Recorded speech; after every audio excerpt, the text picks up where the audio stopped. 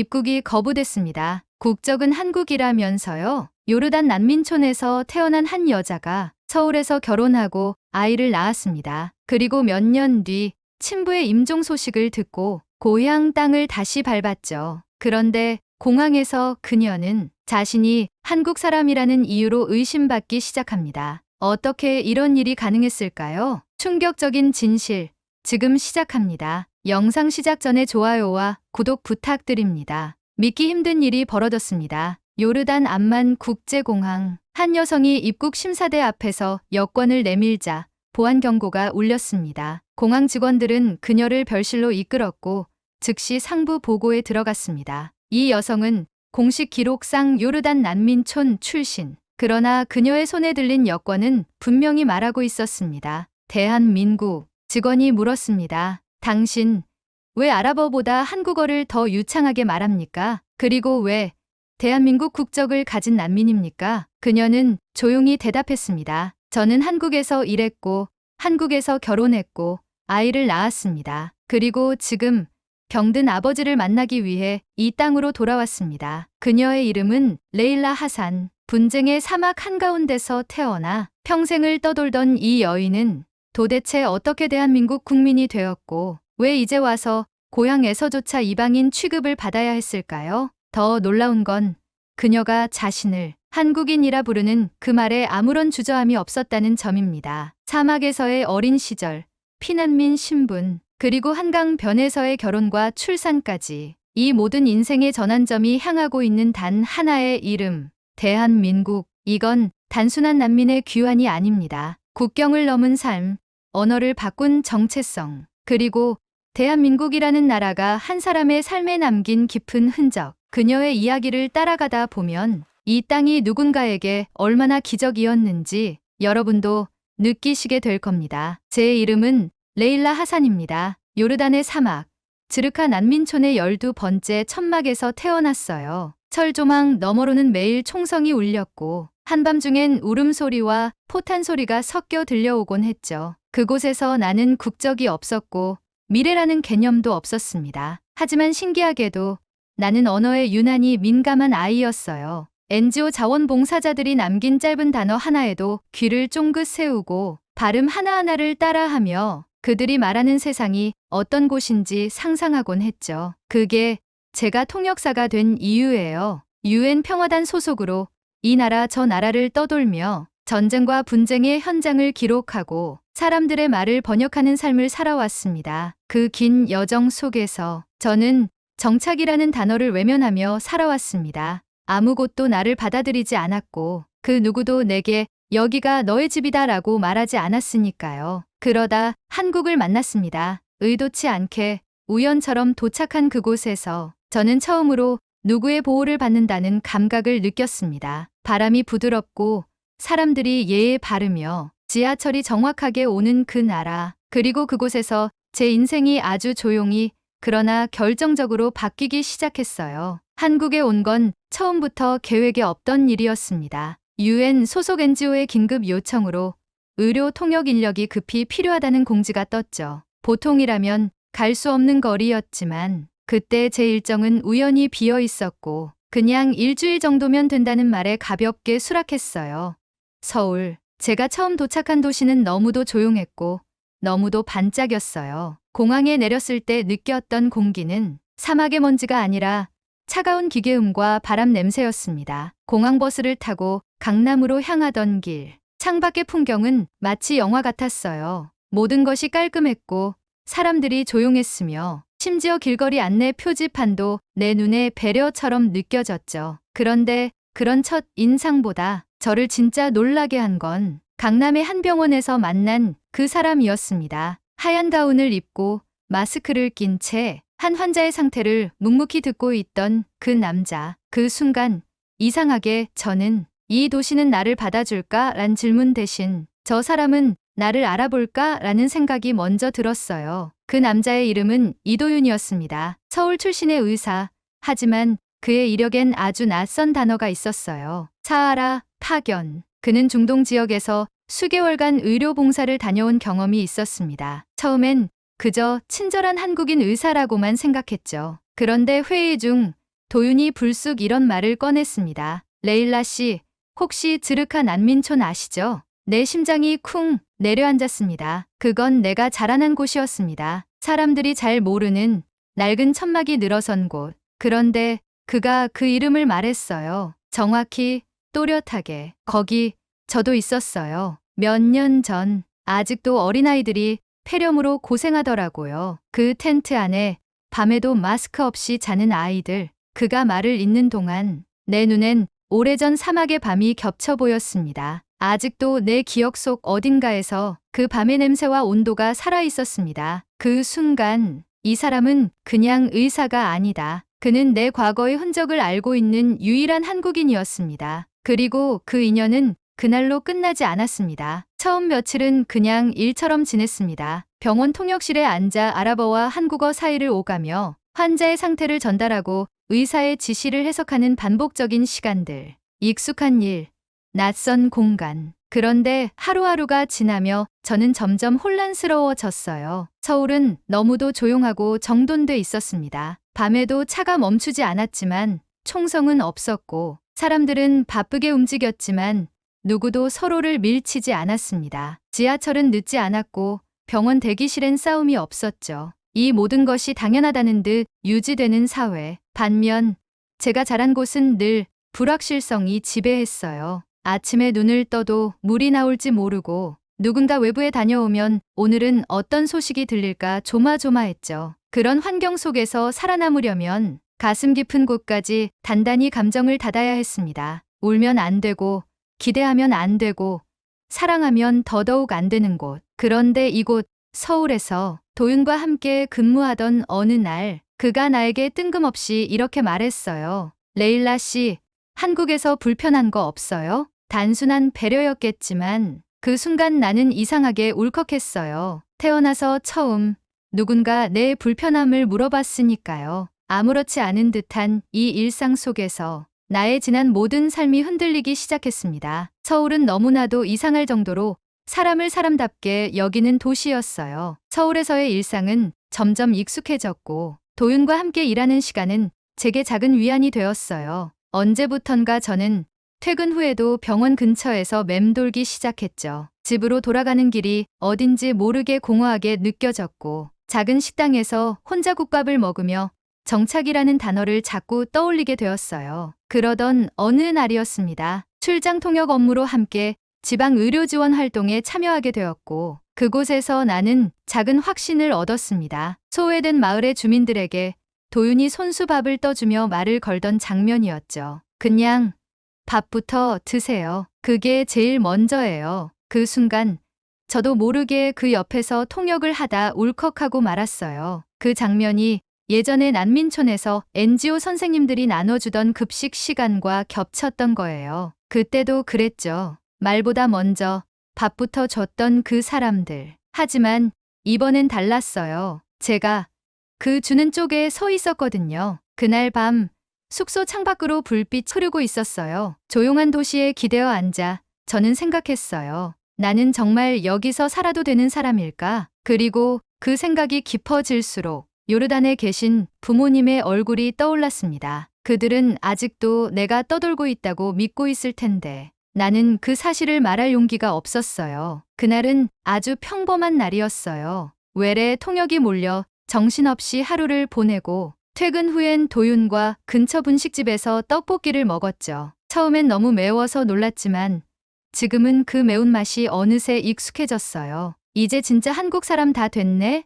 도윤이 웃으며 말했죠. 그 말에 저는 웃는 척했지만 속이 복잡해졌습니다. 며칠 후 이상한 피로감에 병원을 찾았고 그날 제 인생은 또 한 번 바뀌었습니다. 임신입니다. 의사의 목소리는 또렷했고 제 심장은 미세하게 떨렸습니다. 눈앞이 하얘졌어요. 기쁜 소식이었지만 저는 너무 무서웠습니다. 아직 부모님께 한국에 있다는 것도 결혼했다는 것도 말하지 못했는데 이제는 아이까지. 도윤은 기뻐하며 말했죠. 우리 결혼하자. 부모님한텐 내가 말할게. 그 말이 얼마나 따뜻했는지 몰라요. 하지만 동시에 제 마음 깊은 곳 어딘가에 숨어있던 불안이 고개를 들기 시작했습니다. 그날 밤 저는 아이 방이 될지도 모를 작은 방 문을 열어본 뒤 문득 깨달았습니다. 돌아갈 수 없다. 나는 이곳에서, 한국에서 다시는 떠날 수 없는 존재가 되어버렸습니다. 그리고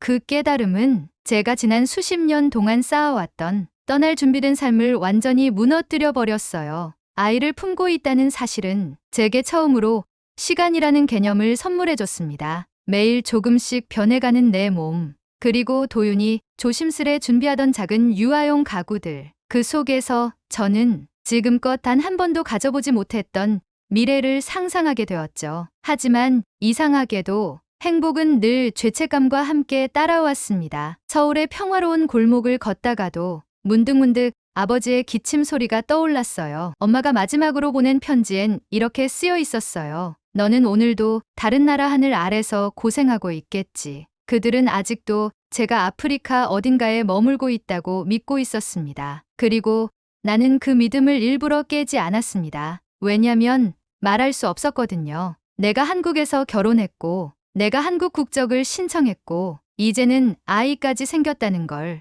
내가 그들 편에서 완전히 떠났다는 걸 아직 인정받고 싶지 않았어요. 도윤은 그런 제 마음을 눈치채지 못한 채 점점 더 깊은 애정을 보여줬고, 저는 그 따뜻함 속에서 더 외로워졌습니다. 언젠가 말해야겠죠. 그렇지만 이제 와서 말하는 건 너무 늦은 건 아닐까? 그 생각이 저를 점점 무너뜨리고 있었습니다. 그날은 갑작스레 찾아왔습니다. 도윤과 딸아이, 그리고 시어머니와 함께 마트에서 장을 보고 있었어요. 한가로운 주말 오후였고 아이 손에 과자가 들려 있었던 것까지 또렷이 기억나요. 그때였습니다. 내 휴대폰에 수신된 문자 한 통, 962로 시작된 요르단 국가번호. 레일라야, 아버지가 위독하시다. 엄마였습니다. 눈앞이 흐려졌고 손에 쥐고 있던 장바구니가 바닥에 떨어졌습니다. 아이가 놀라서 울기 시작했고 도윤이 제게 달려왔습니다. 무슨 일이야? 저는 그제야 입을 떼었어요. 아버지가 계신 줄도 모르셨을 텐데. 그날 밤 아이가 잠든 뒤 저는 모든 걸 말했습니다. 제가 여태껏 부모님께 한국에 살고 있다는 걸 숨겼던 이유, 국적을 바꿨다는 걸 아직 말하지 못한 죄책감, 그리고 지금 그들에게 내 존재가 어떤 충격이 될지를 생각할 때 말을 꺼낼 수 없었던 그 수많은 밤들. 도윤은 말없이 제 손을 잡고 있었습니다. 하지만 저는 그 손이 너무 미안했습니다. 왜냐면 이제 곧 그 손이 내가 만든 진실과 거짓 사이에서 무너질지도 모르니까요. 긴 고민 끝에 결국 비행기 티켓을 끊었습니다. 아이를 도윤에게 맡기고 저는 요르단으로 향했어요. 부모님께 진실을 마주할 용기를 얻기 위해서, 그리고 아버지께 마지막 인사를 드리기 위해서. 인천공항에서 비행기에 올라타는 순간 내 가슴은 오래된 불안과 새로운 확신 사이에서 요동쳤어요.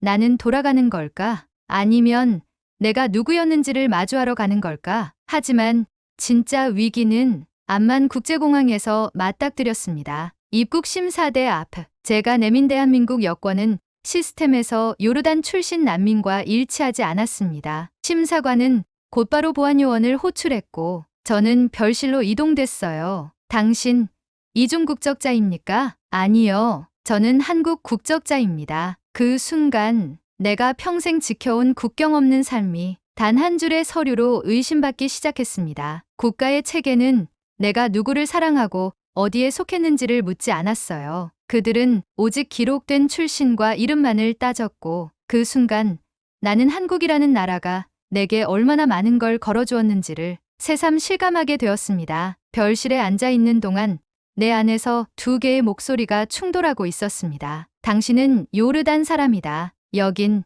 내가 태어난 곳이다. 하지만 지금의 당신은 한국 국적을 가진 사람이다. 당신의 가족은 그곳에 있다. 보안요원이 무표정하게 물었습니다. 당신은 요르단에서 난민 신청을 한 기록이 있습니다. 그런데 왜 지금은 한국인입니까? 나는 조용히 입을 열었습니다. 저는 한국에서 가정을 꾸렸습니다. 그곳에서 아이를 낳았고 살아갈 집을 만들었습니다. 제게 국적은 이제 종이 한 장이 아닙니다. 그건 저를 지켜준 나라이고 제가 이제 지켜야 할 가족의 이름입니다. 그 말은 의도하지 않았지만 말을 하면서도 제 스스로 놀랐습니다. 나는 진심으로 한국을 선택했구나. 그 순간 제 안의 뿌리가 조용히 자리를 잡는 느낌이 들었습니다. 떠돌던 내 삶의 중심이 드디어 하나의 점에 닿은 것이었어요. 잠시 뒤 담당자는 돌아왔습니다. 그리고 말했습니다. 한국 대사관에 확인했습니다. 귀하는 공식적인 대한민국 국민입니다. 입국은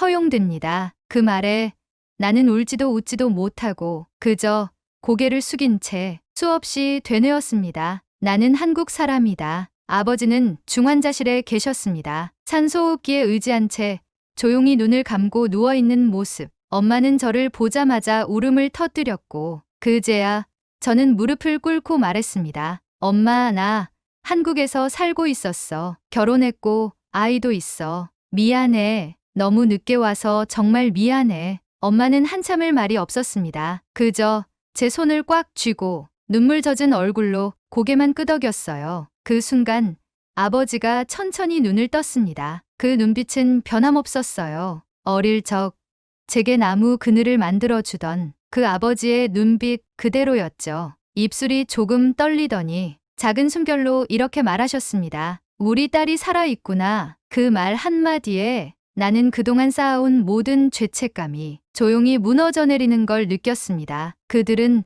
놀라워했고 처음엔 한국이라는 나라에 대한 두려움과 거리감을 감추지 못했습니다. 하지만 제 이야기를 천천히 들은 뒤 엄마는 말했습니다. 너를 받아준 나라라면 그 나라 좋은 나라겠지. 그 말은 제 평생 가장 따뜻한 인정이었습니다. 한국이라는 나라가 드디어 제 삶의 일부로 가족에게 받아들여진 순간이었어요. 아버지는 끝내 눈을 감으셨습니다. 그 마지막 순간 제 손을 꼭 잡고 이젠 내가 너의 집을 지켜라 라는 말을 남기셨죠. 그 말은 저를 안도하게 만들었지만 동시에 한없이 불안하게도 만들었습니다. 장례를 마치고 엄마와 오랜 시간을 함께 보냈어요. 딸아이의 사진을 보여주자 엄마는 천천히 웃었지만 그 눈가엔 서운함이 묻어났습니다. 그 아이는 요르단 말을 할 줄 아니? 아니요, 엄마. 한국어만 해요. 순간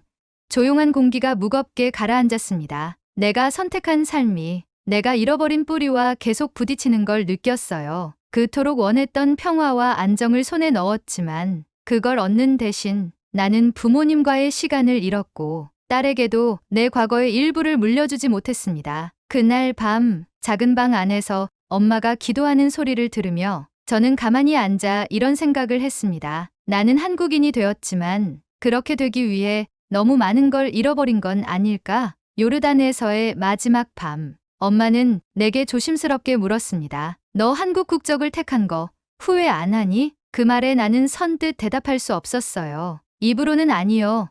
저는 잘 선택했다고 생각해요. 라고 했지만 가슴 한가운데 어딘가가 쿡 찔리는 듯 아팠습니다. 비행기 타기 전날 작은 친척 모임이 있었어요. 어릴 적 함께 자랐던 사촌 오빠가 내가 한국에서 살고 있다는 이야기를 듣고 묻더군요. 거기 사람들 진짜 우리를 받아줘. 아무리 국적이 있어도 너 진짜 그 나라 사람이 된 거야? 순간 웃으면서 넘겼지만 그 말이 머릿속에 깊게 박혔습니다. 나는 정말 한국 사람일까? 혹시 내가 한국에서도 요르단에서도 진짜 받아들여지지 못한 존재는 아닐까? 그 질문은 서울로 돌아온 뒤에도 머릿속에서 계속 맴돌았습니다. 공항 입국 게이트를 통과하며 도윤과 딸이 손을 흔드는 모습을 보는데도 어딘가 모르게 나는 여전히 그 경계에 서 있는 느낌이었습니다. 서울로 돌아온 후 며칠간은 아무렇지 않은 척 지냈습니다. 도윤은 따뜻했고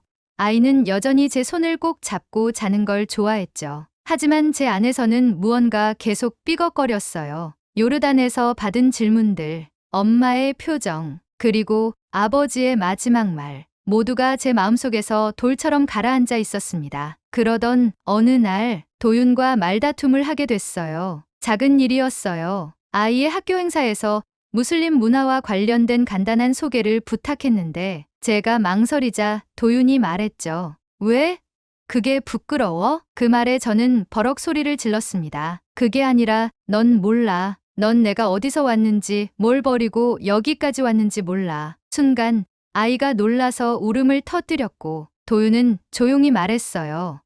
그래, 난 몰라. 근데 레일라, 너도 내가 얼마나 멀리 온 건지 잊은 것 같아. 그 말이 가슴에 비수처럼 꽂혔습니다. 도윤의 눈에는 실망이 섞여 있었고 그 실망은 제 과거를 부정한 채 살아온 제 모습에서 비롯된 거란 걸 알았어요. 나는 정말 나 자신을 부정하며 살아왔던 걸까? 그날 밤 저는 혼자 아이 방 옆에 앉아 조용히 눈물을 삼켰습니다. 며칠 후 딸아이 유치원에서 다문화 가정 부모 참여 수업이 있었습니다. 저는 준비된 전통 의상을 입고 요르단의 이야기를 간단히 소개하려 했죠. 하지만 교실 안에 들어서자 다른 부모들의 시선이 느껴졌습니다. 저 사람 어디 사람이지? 그 질문이 말없이 공기 중에 떠다녔어요. 한국어 잘하시네요. 누군가 의도 없는 듯 말을 걸었고 저는 감사합니다라고 웃으며 대답했지만 속이 타들어가는 느낌이었습니다. 그날 밤 집에 돌아와 도윤과 아이가 자고 있는 틈에 저는 결국 이민청 사이트를 다시 열었습니다. 이중국적 복수 신청, 출생국가 제2주 프로그램,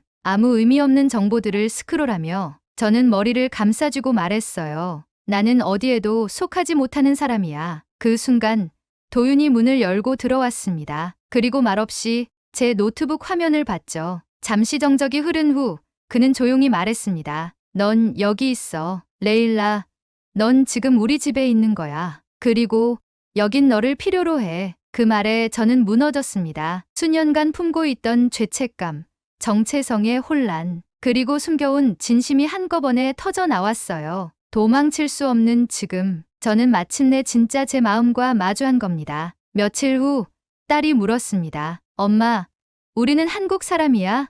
아니면 요르단 사람이야? 그 질문 앞에서 나는 말문이 막혔습니다. 그 아이는 한국어밖에 모릅니다. 하지만 그녀의 피에는 사막의 기억이 흐르고 있어요. 그 아이는 아무런 죄도 없지만 내가 선택한 삶 때문에 두 문화를 동시에 짊어지게 됐습니다. 그날 밤 도윤에게 말했어요. 우리 한국에서 계속 살아도 괜찮을까? 아이가 커서 나처럼 혼란스러워지면 어쩌지? 그는 조용히 고개를 끄덕이며 말했습니다. 혼란은 누구에게나 와. 하지만 그 혼란을 이겨낸 게 지금의 너야. 그리고 우리 딸은 그걸 엄마처럼 강하게 이겨낼 수 있는 아이가 될 거야. 그 말이 가슴을 울렸습니다. 처음으로 누군가가 내 상처마저도 하나의 강점으로 바라봐 줬어요. 그 순간 나는 다시 한번 선택해야만 했습니다. 도망칠 것인가? 아니면 내가 만든 이 복잡한 삶을 그대로 껴안고 살아갈 것인가? 며칠 뒤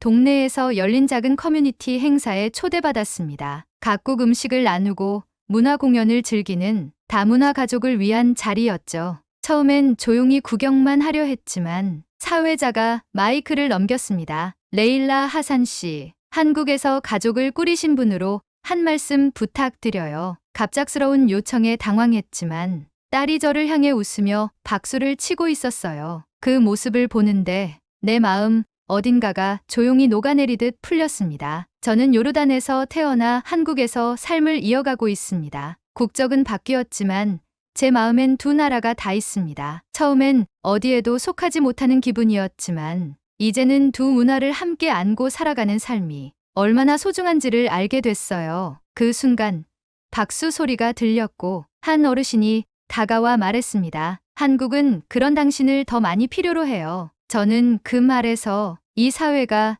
내게 준 작지만 확실한 인정을 느꼈습니다. 나도 이제 받아들여지고 있는 거구나. 그 깨달음은 긴 여정 끝에 만난 가장 조용하고도 깊은 위로였습니다. 딸의 졸업식 날, 교실 벽에 아이들의 꿈이 붙어 있었어요. 과학자, 화가, 의사, 그리고 우리 딸의 이름 아래 이렇게 적혀 있었죠. 나는 새 나라 말을 할 수 있는 번역가가 될 거예요. 그리고 엄마처럼 착하고 똑똑한 사람이 되고 싶어요. 그 문장을 본 순간 내가 그동안 쌓아온 모든 혼란과 불안이 한순간에 녹아내리는 걸 느꼈습니다. 나는 그날 밤 처음으로 요르단 대사관에 편지를 보냈습니다. 오래전 부모님이 난민 등록을 하며 남겼던 기록들, 그리고 지금 나의 가족 이야기, 그 모든 것을 적어내려 갔습니다. 그리고 마지막 줄엔 이렇게 썼죠. 저는 이제 한국에서 정착한 사람입니다. 하지만 요르단은 여전히 제 심장의 절반입니다. 도윤은 조용히 제 손을 잡았고 그 손 위에 아이의 손도 겹쳐졌습니다. 그 순간 저는 깨달았습니다. 나는 도망치지 않았습니다. 나는 선택했습니다. 그리고 나는 살아냈습니다. 그 선택의 끝에 서 있는 지금 내가 발 딛고 선 땅의 이름은 분명합니다. 대한민국. 어느 봄날 도윤과 함께 딸아이의 입학식에 다녀오는 길이었어요. 한강공원에 들러 간단히 도시락을 나눠 먹던 중 딸이 갑자기 이런 말을 했죠. 엄마, 난 한국에서 태어났지만 요르단도 엄마 나라니까 내 나라이기도 해. 맞지? 그 말을 듣고 저는 한동안 아무 말도 하지 못했습니다. 아이의 눈엔 혼란도 불안도 없었어요. 그저 두 문화를 자연스럽게 받아들이는 당연한 듯 아름다운 얼굴이었죠. 그 순간 깨달았습니다. 내가 이 모든 혼란을 지나 가장 두려워했던 건 선택이 아니라 누군가를 잃는 것이었단 걸. 하지만 지금 나는 그 누구도 잃지 않았습니다. 요르단은 내 뿌리였고 한국은 내 가지였으며 이 아이는 내가 두 세계를 껴안고 살아낸 증거였습니다. 나는 이제 더 이상 떠돌이도 이방인도 아니었습니다. 이제 나는 두 세계 사이를 잇는 다리가 되어 있었습니다. 그 다리가 서 있는 땅, 그 이름이 바로 한국이었습니다. 가끔 그런 생각을 합니다. 만약 내가 한국에 오지 않았다면 내 삶은 지금쯤 어디쯤 흘러가고 있었을까? 떠돌이처럼 세계를 전전하며 정착이라는 단어를 끝내 외면하며 살았을지도 모릅니다. 하지만 한국에서 나는 누군가의 아내가 되었고 누군가의 엄마가 되었고 누군가에게 필요한 사람이 되었습니다. 국적은 처음엔 종이였지만 지금은 사람의 관계로 이루어진 의미가 되었습니다. 내가 선택한 나라가 나를 받아들였고 내가 이룬 삶이 이제는 이 사회의 일부가 되었음을 조용히 그러나 분명하게 느낍니다. 여러분, 한국은 생각보다 더 많은 이들에게 마지막 희망의 땅이 되어주고 있습니다. 언어가 다르고 문화가 다르고 피부색이 달라도 이곳은 누군가에게 처음으로 나도 괜찮은 사람이라고 느끼게 해준 곳이니까요. 저는 지금도 가끔 한강을 걷습니다. 달빛이 비치는 그 강변에서 나는 비로소 집에 돌아온 기분을 느낍니다. 한국은 누군가에겐 고향보다 따뜻한 나라입니다. 그 따뜻함은 제 삶을 바꿨고 어쩌면 당신의 시선도 바꿀 수 있을 겁니다. 여러분은 이 이야기를 어떻게 들으셨나요? 한 사람의 선택이 나라를 바꾸고 삶을 만든다는 게 가능한 일일까요? 오늘도 함께 해주셔서 감사합니다. 재미있게 보셨다면 구독과 좋아요 부탁드려요. 따뜻한 이야기로 다시 찾아뵙겠습니다. 감사합니다.